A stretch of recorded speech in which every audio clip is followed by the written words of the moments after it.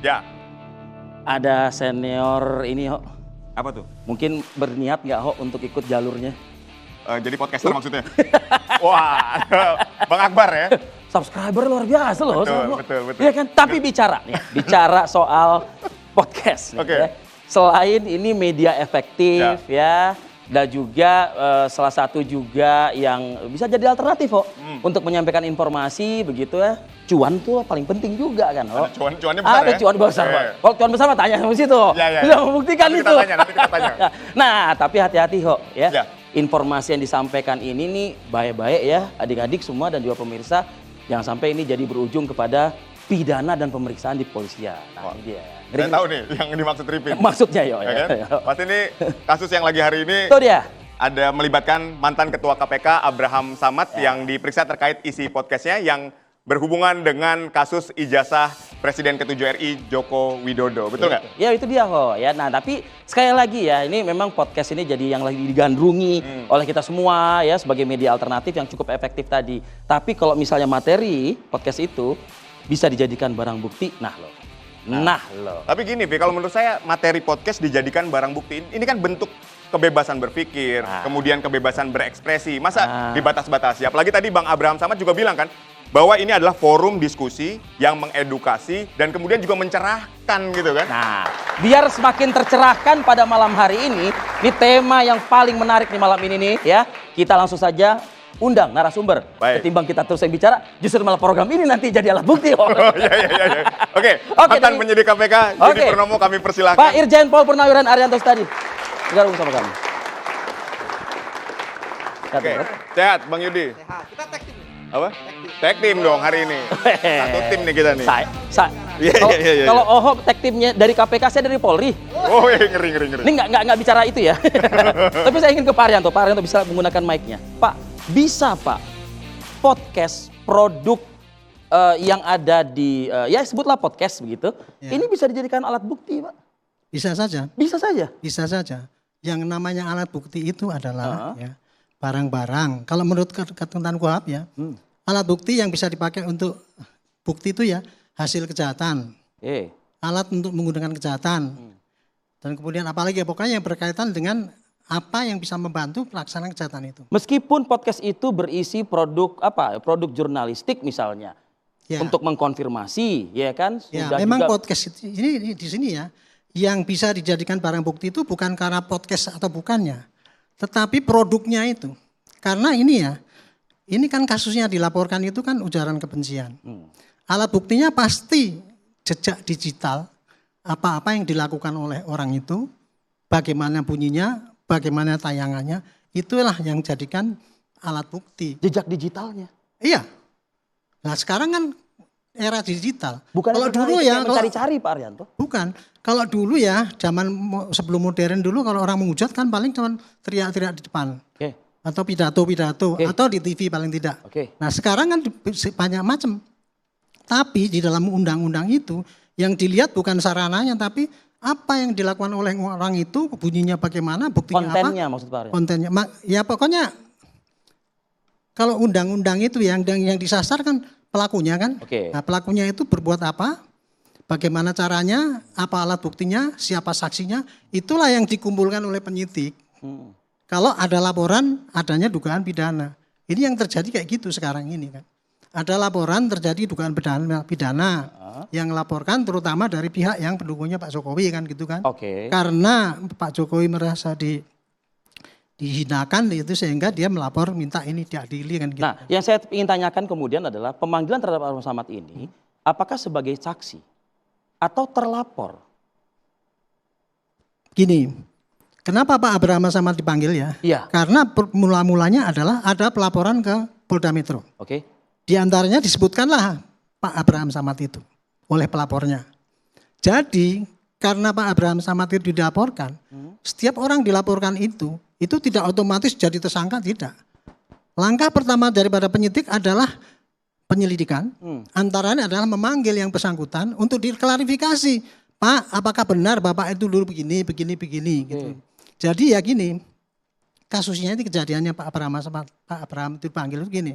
Ada laporan menyebutkan bahwa pelakunya adalah ini, kurang lebih ya delik yang disampaikan dituduhkan itu ya, disangkakan Pak Abraham itu kalau menurut pengamatan saya kurang lebih ini ya, kan dia kalau ikut menghujat tidak. Tapi mungkin dia 30, anggap 311 KUHP, Pak. enggak, pasti gini, dugaannya kurang lebih ini ya. Ikut-ikut menyebarkan ujaran kebencian. Kira-kira ikut menyebarkan kebencian. Nah, kan lewat podcast itu ya. Makanya nanti Pak Abraham pas dipanggil nanti apakah ini benar Bapak ini. Oke, kalau dia mengatakan ini dan sebagainya, hasil daripada ini penyidikan ini, penyidik tidak akan menyimpulkan bahwa ya ini memenuhi unsur ini, enggak. Zaman sekarang sudah tidak lagi bisa penyidik menyimpulkan apakah itu ada unsur pidana apa tidak tanpa ada keterangan ahli. Jadi ya nanti diadukan dilengkapi dengan keterangan ahli. Disampaikan pada Pak ahli, saksi ahli, Pak ini kalau rekaman kayak gini nih memenuhi syarat enggak untuk itu tadi. Jadi intinya pemanggilan Abraham Samad dengan podcastnya itu adalah hal yang wajar dilakukan oleh negara. Wajar di dalam satu prosedur. Hal yang wajar. Tapi menurut Anda benarkah ini sudah tepat dan hal yang wajar?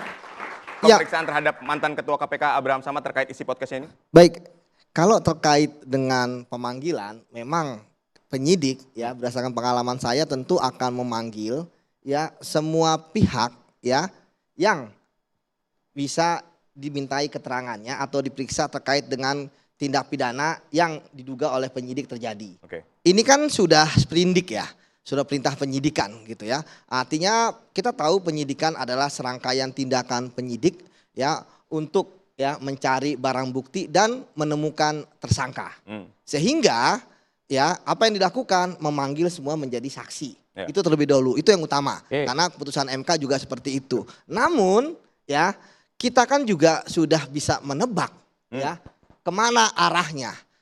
Tadi Pak Arianto juga sudah mengatakan bahwa ini kan Pak Abraham ini kan adalah host ya kan dari suatu rangkaian yang saya sebenarnya kalau ijazah saya nggak terlalu ini ya terkait ijazah palsu tidak palsu dan sebagainya. Tetapi yang kita inginkan kita perjuangkan dari masyarakat sipil adalah bagaimana kebebasan berekspresi. Kita memang saya paham apa itu barang bukti elektronik, podcast ya bisa digunakan gitu kan. Jangankan podcast yang panjang itu, yang video 2 detik aja bisa gitu kan. Karena sudah diatur, bahkan di Undang-Undang Tipikor ada. Namun ya kita lebih tadi, kenapa kita membela Pak Abraham Samad? Kenapa? Ya karena kita melihat bahwa ini adalah bentuk ya upaya untuk kebebasan berekspresi jadi berkurang. Kenapa? Karena kalau judulnya misalnya seperti ini, membantu penanganan sebuah perkara yang saat ini tengah ditangani oleh negara. Nah, itu oke gitu ya. Tetapi kita tahu bahwa Pak Abraham Samad dalam suratnya dia sebagai saksi. Oke, saya sepakat. Kalau saksi saya sepakat. Siapa aja bisa dipanggil oleh penyidik ya. Tetapi kemudian kan ada juga yang diduga dilakukan setelah nomenklatur ya dari sprindiknya ya.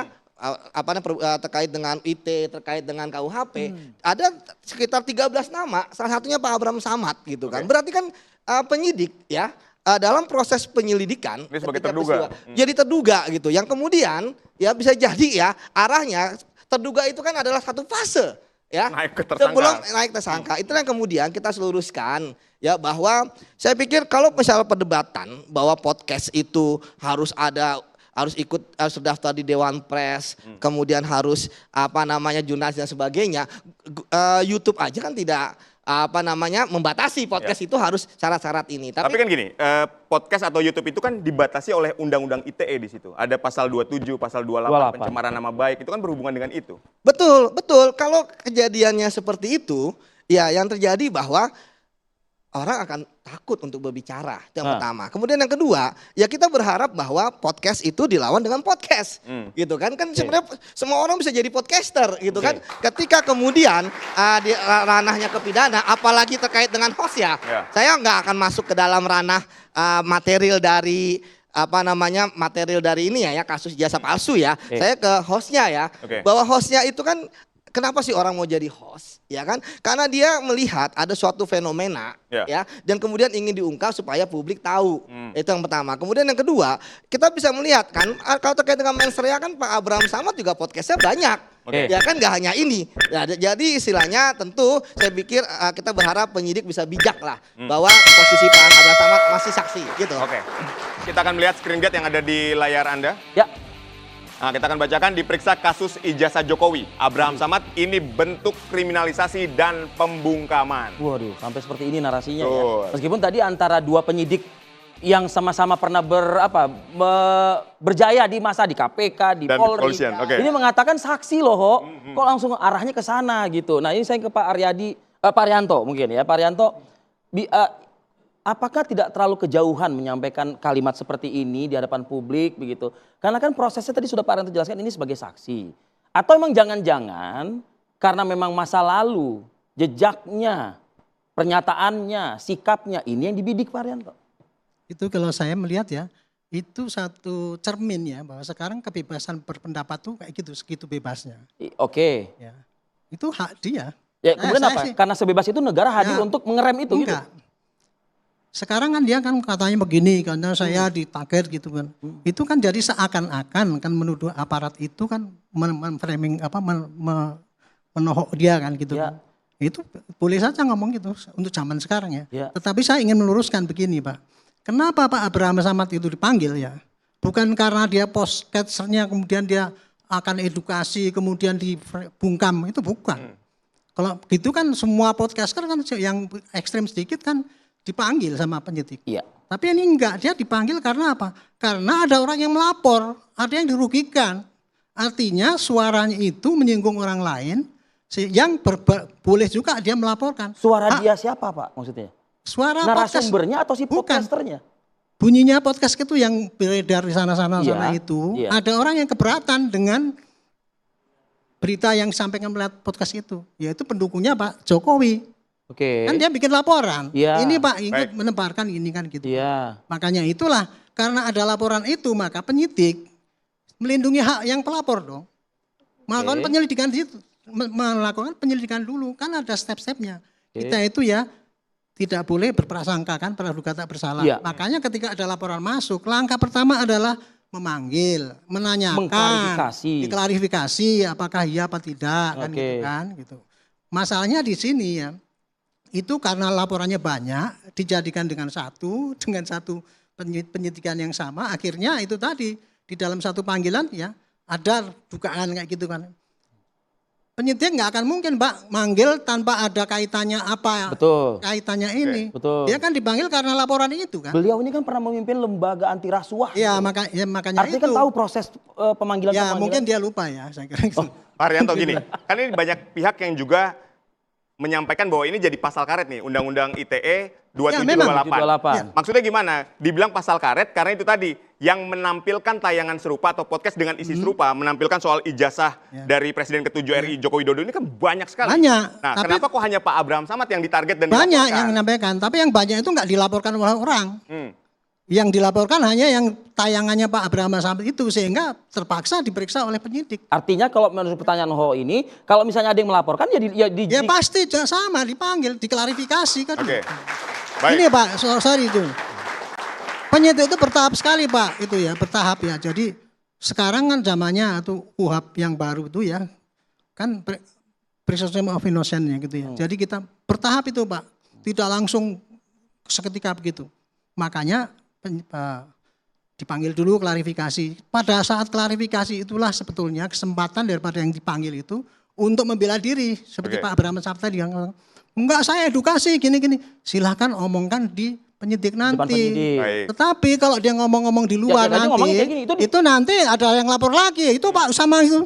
Nah, tambah lagi kan jadinya kan masalahnya gitu itu. Jadi Jadi ruang kita- untuk mengklarifikasi malah jadi runyam jadi Ya urusannya. tambah seakan-akan kan dia mau memang itu kan jadi seakan-akan memprovokasi rakyat sekarang jangan percaya pada aparat kan kayak gitu. Oke. Padahal itu Baik. enggak sama sekali tidak ada. Saya ke Pak Yudi, pengalaman. Bang Yudi, artinya begini, ini udah nggak lagi soal podcaster lagi nih berarti, ini sudah dibidik nih, karena memang nih orang punya track record mungkin, kritis mungkin, dan lain sebagainya. Bukan gitu. Nggak begitu? Bukan gitu. Coba bukan Anda jawab gitu. pertanyaan saya itu.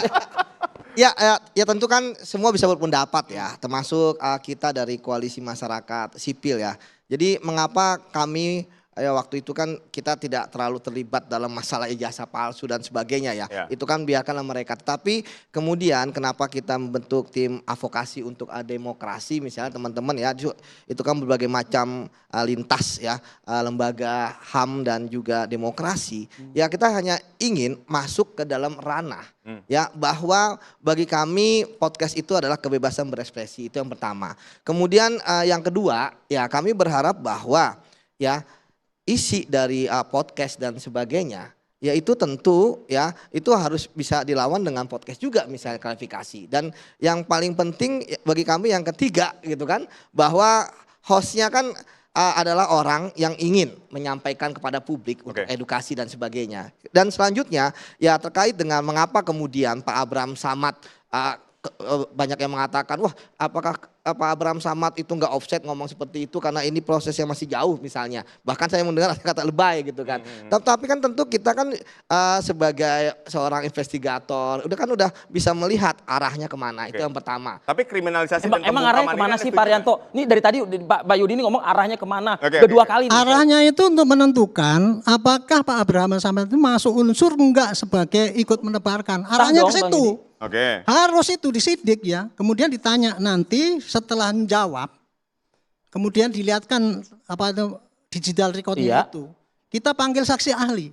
Pak, apakah yang kayak gini ini memenuhi syarat Pak Abraham saat itu sebagai pelanggar apa ikut-ikut menyebarkan? Kalau saksi ahli mengatakan ya memenuhi syarat, ya terus jadi tersangka. Tapi kalau tidak, jadi saya tolong jangan dipotong dulu ya. Enggak, saya enggak mau potong, Pak. Pak Abraham Samad boleh mengatakan ya, dikriminalisasi. Definisi kriminalisasi itu adalah menghukum seseorang yang dia tidak melakukan perbuatan tidak pidana. Itu kriminalisasi.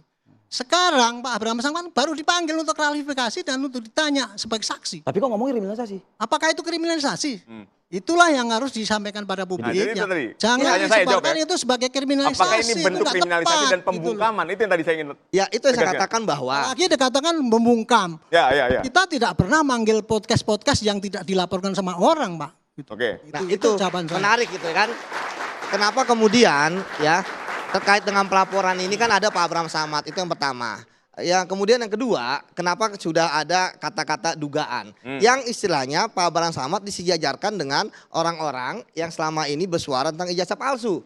Kan begitu, ya kan? Nah, jadi ya kita berharap bahwa dugaan-dugaan seperti yang disampaikan oleh Pak Abraham Samad itu tidak terjadi, ya kan? Ya, kalaupun misalnya itu terjadi, ya tentu ya kita sebagai orang yang paham hukum akan bermain di ranah hukum. Tetapi bagi kami ya bahwa ketika menjadi host ya dalam suatu podcast ya. Dengar kok ketika menjadi host kok. Ya, host dari seorang podcast.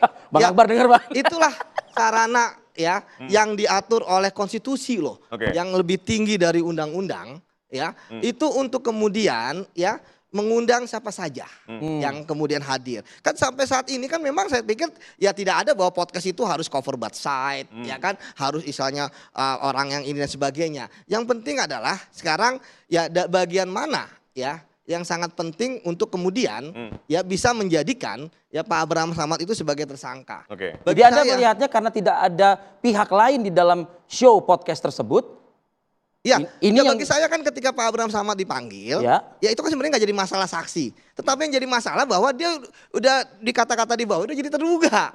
Ya ini yang menarik. Ya mengapa harus ada kata terduga? Di surat pemeriksaan itu ya? Iya, di surat pemeriksaan kenapa harus kata terduga? Ya kalau yang lain misalnya 12 orang yang dilaporkan mungkin nggak jadi masalah.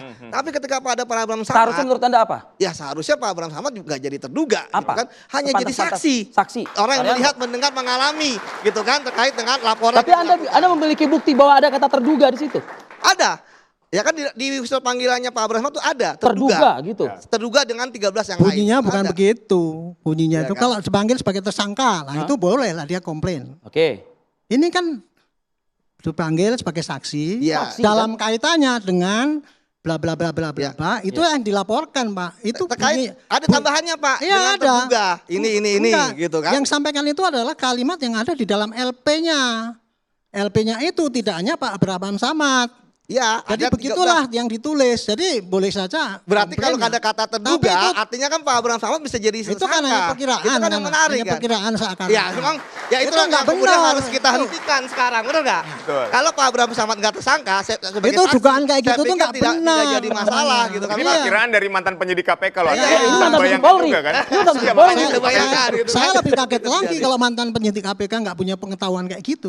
Nah, saya malah lebih kaget lagi. Lah, karena Bapak jangan mestinya merendahkan tahu. gitu dong, gitu kan. Loh, Saya menghormati enggak. Bapak gitu kan. Enggak, kalau Kita bicara ya dalam hukum Pak. Saya menghormati Bapak, Oke, tapi kalau iya, Bapak sama. merendahkan seperti itu, ya. Bukan, pikir saya jangan begitu Pak. Maksud saya saya. menerangkan kan tadi Enggak, kan. tadi kan juga saya terangkan. Kan sudah saya ya jawab, kan? bahwa begini, Ya begini, udah saya begini. jawab juga, Tapi tapi kan tetap- kenapa merendahkan Iya, bahwa nama Tapi penyidik kan KPK Anda kan seperti itu? mengatakan penyidik kan kayak gitu. Lah, gitu. nggak bisa begitu dong. Oh, Kita kan makanya punya itu. pendapat. Ini ya, jangan- Enggak lah Pak, jangan- saya jangan udah begitu. menghormati Bapak. Bapak hormati Sama, saya juga menghormati, Jadi sama. begini, ya kalian Saya nggak dengarkan. menginginkan Pak Abraham Samad sebagai tersangka, kan nggak masalah. Bahwa dia saat ini kita berharap sebagai saksi, seperti itu Pak. Oke. Oke. Anda masih menyaksikan dua sisi, kita pergantian pemain Pi, udah segmen 3 ini. Padahal masih menarik loh, penyidik sama penyidik ini masih menarik. Panasnya di akhir ya. Nanti panser. Iya. Kalau masuk Jerman kan kemenangan di akhir. Oke. Oke, kita ganti pemain. Oke, terima kasih Pak Arianto, silakan bergabung bersama kami. Ready, Ya, Alex, boleh. Damanik. Silakan. Oke. Ya, silakan Bang Akbar. Jadi saya yang langsung ke Saya Bang nggak Akbar. tahu kalau begini formatnya gitu ya. Ya, begini formatnya. Oke, Bang Akbar. Jadi ini ketika Anda sama-sama podcaster dengan Pak Abraham, melihat pemeriksaan terhadap Pak Abraham, apa penilaian Anda dari seorang pengamatan Anda, analisis Anda dari seorang podcaster? Dan pelaku juga. Ya, saya merasa perlu hadir di sini karena menurut saya ini forum yang bagus untuk menjelaskan posisi kami. Saya, Abraham Samad atau siapapun yang menggunakan media sosial bernama podcast ini ya. Sebenarnya saya tidak terlalu paham apa alasan pemanggilan itu hingga kemudian mendengarkan mereka tadi teman-teman Pak Arianto dengan Saling adu pendapat. Yudi. Baik. iya, Yudi itu pendapat. Gini, lihat kasusnya dulu. Ada yang melaporkan, betul kata Pak Arianto tadi, diperiksa polisi atau dipanggil polisi karena ada yang melaporkan. Oke, itu satu hal. Yang melaporkan itu adalah 4 orang kalau nggak salah ya. Ya. Salah satunya adalah Pak Jokowi, betul? Betul. Oke. Menurut saya itu juga hak. Dari Hak 4 orang seorang, apalagi Pak Jokowi sebagai orang yang Ya dia warga menjadi- negara kan? Hah? Dia warga negara. Ya itu dia, melaporkan gitu. Adalah tidak benar juga kalau polisi tidak menerima pelaporan itu. Tidak memfollow up. Tidak memfollow up, gitu ya. Ya, ya. Tapi kan koma di situ. Ya. Selanjutnya adalah bagaimana negara bekerja di sini. Ya. Maka kemudian saya mau mengatakan, sebenarnya itu saya sedih loh. Ternyata kita masih sampai pada tahapan ini. Ternyata kita masih bergerak seperti ini. Iya. Saya, ini ada anak saya di sini yang lagi belajar tentang AI. Pada saat negara-negara lain dan atau kebudayaan lain itu sedang berkutat mempelajari tentang artificial intelligence, Yes. tapi kemudian kita kembali ke titik nol. Coba kita bawa pikiran kita ke masa lalu, terutama anak-anak kita ini. Ini kalian lahir sebelum generasi saya itu dipukulin di jalan oleh aparat penegak hukum kalau berdemo dulu. Oke. Itu adalah catatan sejarah. Apa hubungannya dengan ini semuanya? Adalah kemerdekaan berpikir. Saya sedihnya, Rif ya, kalau kemudian semua pikiran itu harus dipidana. Maka saya berharap, Pak Arianto, saya berharap sebagai orang yang pernah melewati masa lalu bagaimana berpendapat, kemudian hari ini berhadapan dan atau berada pada situasi di mana kepolisian kita di bayangan saya semakin profesional, terima laporan ini, tetapi jangan diproses. Gimana kalau jangan diproses itu gimana maksudnya? Gini loh, itu yang saya sampaikan tadi. Anda bisa membayangkan kalau semua pikiran yang mengganggu satu orang itu diproses. Boleh dong kalau misalnya begini, oke, diproses ini laporannya Pak Jokowi dan 3 orang lain lagi. Itu saya sampaikan tadi, enggak benar juga kalau polisi tidak melayani. Tidak melayani ya. Oke. Karena kan laporan warga negara dong. Ya. Ya kan, apalagi kalau merasa kehormatannya dilanggar gitu kan. Oke. Panjang lagi penjelasan filosofisnya kalau kita mau bicara sampai di mana sih yang namanya kehormatan dilanggar, yang mana namanya fitrah dan seterusnya. Waktunya terbatas. Tetapi saya membayangkan kalau kemudian formula itu dipakai oleh semua orang. Ya. Contoh misalnya, di jalan gue lihat lo Rif, itu sedang mengencingin temboknya orang. Oke. Saya merasa itu mengganggu orang lain atau itu tembok saya. Tak laporkan kamu. Saya betapa sibuknya kepolisian. Maka kemudian menurut saya formulanya adalah mari kebudayaan bangsa ini kita naikkan. Artinya Anda melihat ini untuk menyampaikan aspirasi pendapat saja. Ya, nah sekarang kita bicara tentang podcast. Saya adalah pelaku. Ya. Ngeri juga saya kalau sampai kemudian seperti ini kan. Oke. Maka kemudian karena saya pernah sebagai wartawan, saya tahu cara kerjanya, maka kami membentengi diri. Terpaksa Pak Arianto tadi saya gunakan kata membentengi diri. Ini mungkin ada pikiran curiga, tetapi itulah yang terjadi. Saya podcast saya itu pernah diretas 2 kali. 1 bulan tidak bisa kalian tonton. Menurut saya pada saat itulah bangsa ini, bangsa ini rugi tidak mendapatkan informasi dari forum saya. Oke? Nah, saya kemudian mendaftarkan podcast saya menjadi bagian dari perusahaan pers. Maka kemudian saya punya perusahaan media namanya afu.id, akbarfaisalancensored.id, di mana podcast itu adalah bagian dari situ. Anda mendaftarkan ke negara ya? Dilindungi oleh undang-undang pers. Jadi kalau ada laporan seperti ini, undang-undang pers. Kenapa begitu? Karena yang seperti ini. Tapi sebenarnya itu adalah satu bagian. Yang saya pengen itu beginilah, karakter bangsa ini harus kita angkat. Bangsa yang terlalu cepat tersinggung, saya yakin akan berkutat di masa. Baik, saya ke Bang Freddy kalau gitu. Bang Freddy, sebagai pelaku, sebagai juga orang yang paham dengan karena beliau ini juga saya mengenal beliau lama juga di Komisi 3, Komisi Hukum yang juga bermitra dengan kepolisian dan lain sebagainya. Tapi ada kalimat beliau tadi, Bang Freddy, sebaiknya tidak usah dilanjutkan. Anda setuju dengan itu? Ya, jadi sebetulnya penjelasan Bang Akbar ini sudah menjelaskan bahwa podcasternya Bang Akbar ini berbeda. Kalau kita tadi bicara tentang Abraham Samad dengan podcastnya Abraham Samad. Pertama memang ini produk pers. Mendaftarkan ke negara. Yes, yang ini mungkin tidak. Kita belum tahu. Ya, belum tahu. Tapi setidaknya di publik itu tidak ada terungkapkan begitu. Itu yang pertama. Yang kedua baru bicara kontennya. Ya, perilaku dia sebagai podcasternya.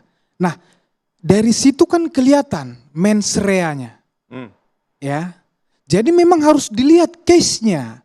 Tidak pukul rata Bang Akbar, tidak semua podcaster, tidak semua konten. Tentu kontennya ada relevansinya enggak? Ya, dengan kasus ini. Ya, kemudian kontennya itu memenuhi unsur tidak? Ya, tadi yang pertama di atas itu produk pers tidak, kan begitu. Baru kelihatan mens reanya itu. Kan mohon maaf, saya sebetulnya tidak mengikuti konten-kontennya Abraham Samad ini. Di belakang tadi saya baru lihat sepintas. Apa yang Anda dapat?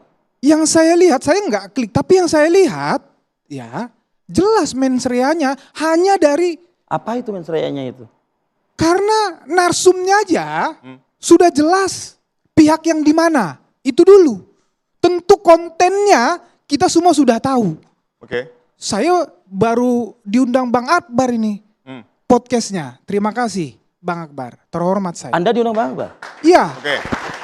Tapi karena kesadaran beliau sebagai yang saya jelaskan tadi produk pers, ya cover board set, apalah istilahnya. Ya, ada 2 sisi yang saya ada dihadirkan. 2 sisi diundang. Pada saat bersamaan itu? Pada saat bersamaan. Di podcaster lain yang katanya hari ini dia nomor 1, memang sendiri-sendiri.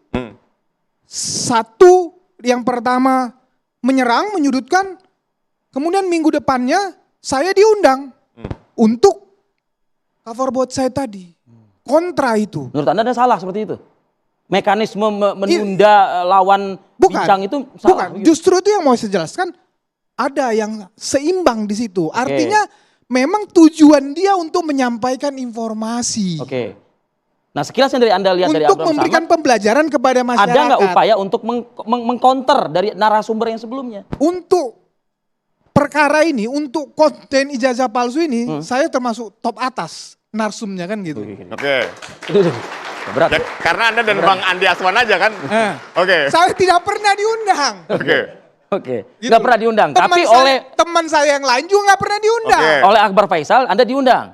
Oleh Bang Akbar. Bersama dengan kubu yang berseberangan dengan Anda. Iya, kan begitu. Oke. Jadi maksud saya dari situ sudah tergambar. Hmm. Nah, di samping yang udah dijelaskan tadi Pak Arianto. Ini menarik nih. Ya, dijelaskan Pak Arianto memang ada laporan dan ada di laporan itu dilampirkan bukti-buktinya. Bukti-bukti yang dilaporkan oleh para pelapor itu ada konten itu. Nah, kalau misalnya tadi Anda mengatakan di awal ada mens rea-nya, berarti itu bisa jadi alat bukti. Khusus untuk podcast ini.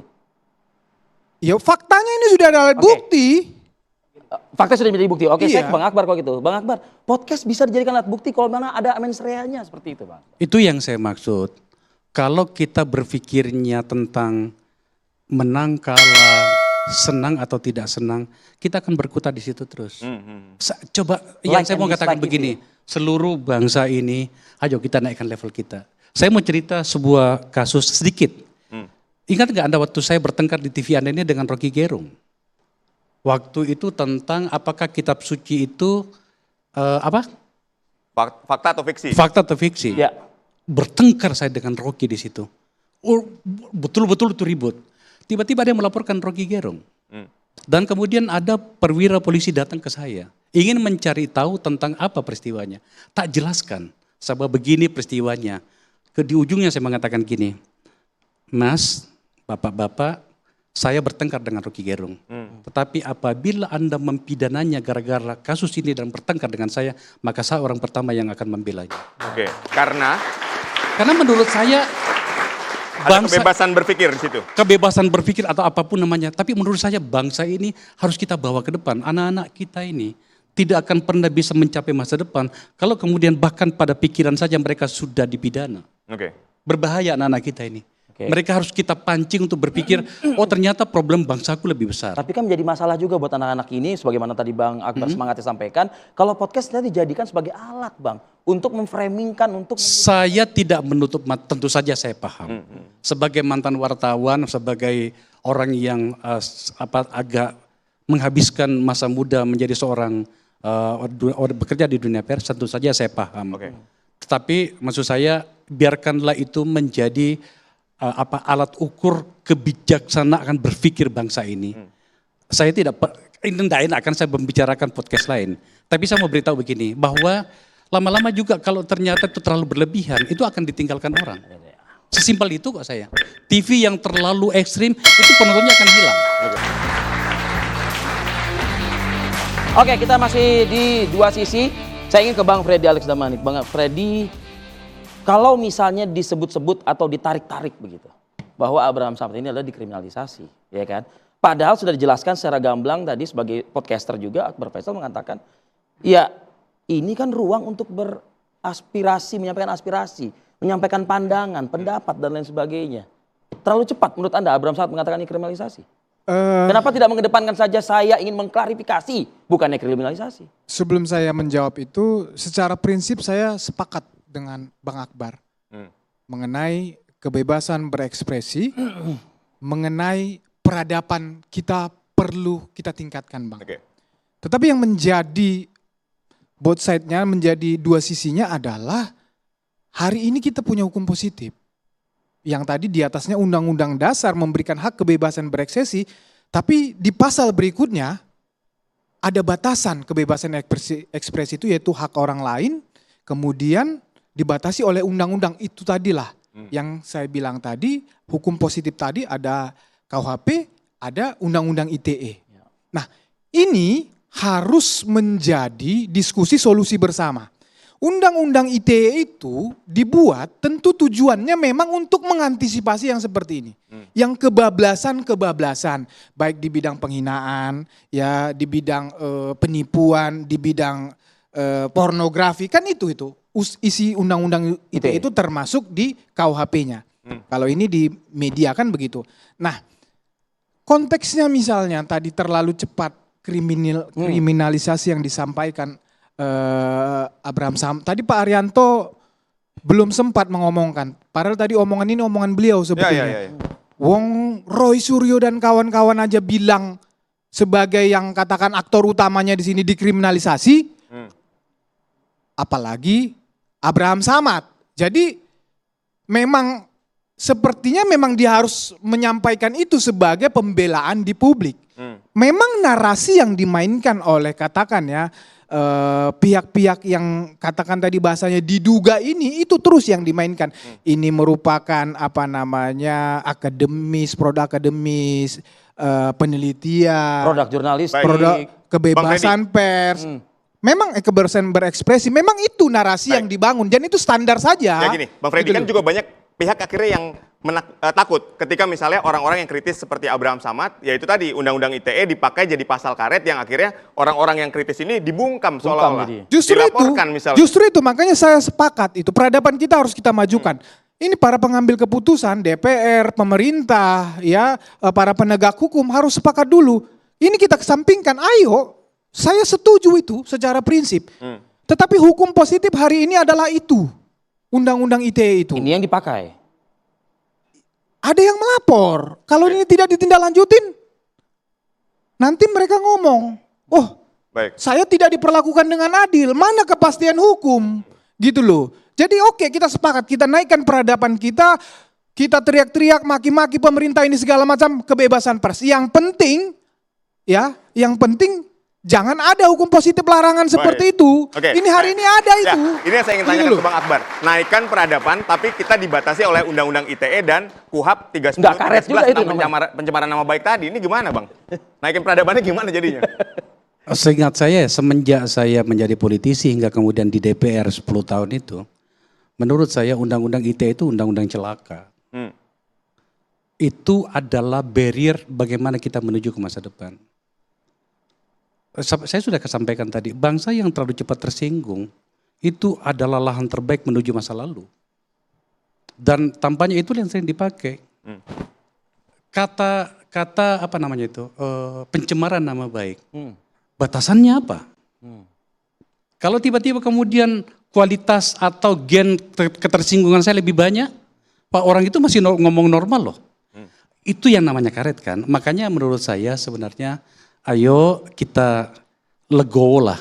Makanya kemudian saya itu dulu di DPR itu, kalau saya tidak salah ingat, Yudi itu tahu juga itu, mungkin juga ada banyak punya catatan. Saya sering agak berbeda pandangan dengan mainstream yang berkembang di DPR. Contoh misalnya, saya menolak hukuman mati misalnya kan gitu. Karena ada banyak argumennya, ya kan. Dex Hammurabi yang dipakai sebagai alasan untuk itu sudah zamannya gitu. Bayangin aja, teknologi berkembang. Bahkan yang namanya podcast itu pun belum ada aturan mainnya di dalam Undang-Undang Pokok Pers. Sampai dengan sekarang. Maka kemudian itulah yang saya lakukan dengan mendaftarkan saya punya forum menjadi produk pers. Anda melakukan pencegahan dari awal? Pencegahan dari awal sebelum aku diuya-uya kan, kata orang Jawa gitu kan. Nah tapi kan intinya adalah mari mau nggak kita menuju masa depan. Kalau begini terus cara kita mengelola bangsa ini maka percayalah. Anak-anak hebat yang ada di depan kita ini, itu juga akan kembali ke masa lalu. So masa depannya di mana? Mari kita pikirkan. Saya berharap sekali sebenarnya di DPR itu, teman-teman di DPR hari ini, berhenti joget-joget, segera pikirkan. PR-PR yang belum selesai itu ya Bang. Anda terancam nggak Bang? Apa itu? Anda terancam nggak dengan belum ada kejelasan undang-undang, untuk yang podcast ini dan lain sebagainya? Mau tidak mau saya harus menyiapkan diri. Sejarah perjalanan politik modern kita itu dipenuhi dengan situasi seperti itu. Maka itulah tadi yang saya sampaikan, tidakkah cukup contoh-contoh di masa lalu di mana kemudian begitu gampang kita saling memidanakan. Toh juga ujungnya ternyata di masa depannya, maaf ya dulu saya melakukan ini, tapi kan sudah luka kita sebagai sebuah bangsa dan butuh waktu puluhan tahun untuk memperbaiki itu. Hari ini kita ngomong seperti ini Fred ya, kita ngomong seperti ini, tapi lama-lama besok saya ngomong sesuatu, kau tersinggung, kau lapor laku ke polisi gitu kan. Nah pada saat itu ada barrier di antara kita. Terus masa depannya di mana? Itu yang sedang saya perjuangkan agar kemudian kita naik level kebudayaan kita menjadi manusia yang bermartabat itu.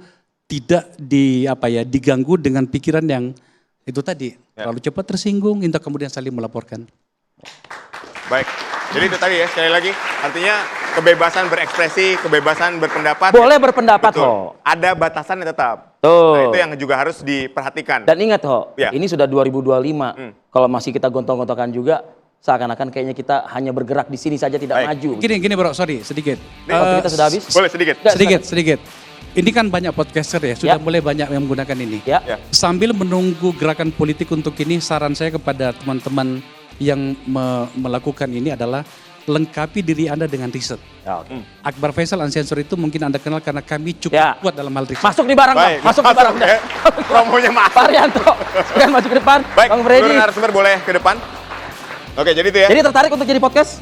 Kayaknya saya pertimbangkan. Cuman karena saya punya basic wartawan, mungkin juga saya akan melakukan hal yang sama. Melindungi podcast saya dengan mendaftarkan diri menjadi perusahaan pers ke Dewan Pers. Nih. Ya. Jadi kita dilindungi sama undang-undang pers. Itu lebih aman tuh. Disitulah fungsinya dua sisi, menghadirkan narasumber yang berbeda, dari sikap yang berbeda juga, agar pencerahan informasi kepada publik bisa diterima dengan baik. Oh, kita sudah melewati durasi yang sudah sebagaimana mestinya. Saatnya kita Baik. pamit undur diri. Saya Arif Fadil. Dan saya Aditya Nugroho pamit undur diri. Saksikan terus Dua Sisi setiap Kamis pukul 8 malam waktu Indonesia Barat. Terima kasih dan sampai jumpa.